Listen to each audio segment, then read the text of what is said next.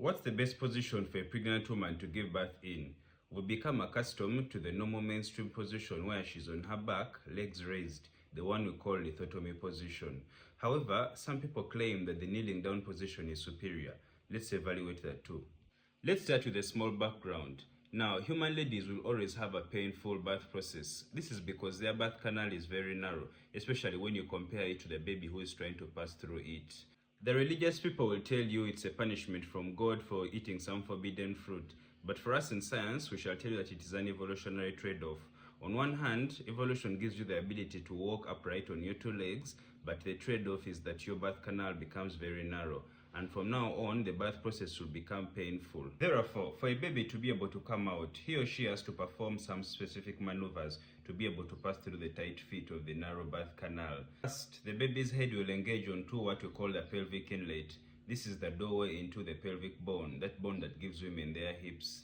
Then, secondly, the baby will descend into the pelvic cavity. So there is a chamber inside that pelvic bone, and the baby will descend inside it under the influence of the contractions and of gravity.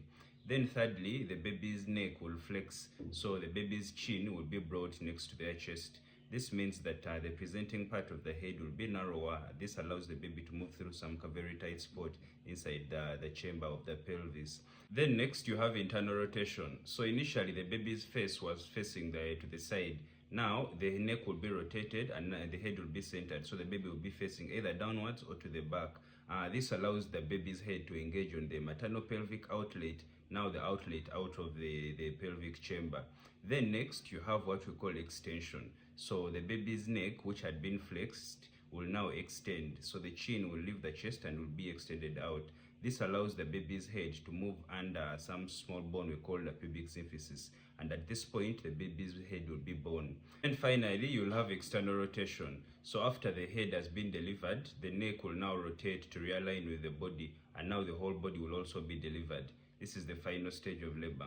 As you can see, it is quite a tight fit, and the position of the woman will most definitely influence how smoothly the baby comes out.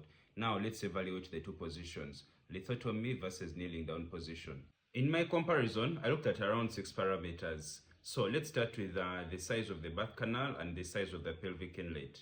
Now, in kneeling down position, which is also sometimes called upright position, the pelvic inlet and the birth canal will be fully open, and gravity will facilitate the descent of the baby into the birth canal very well. While in the lithotomy position, the birth canal tends to become narrow by around 30%. So in the first round, kneeling down position wins. Secondly, let's look at blood flow to the uterus and to the baby. So in lithotomy,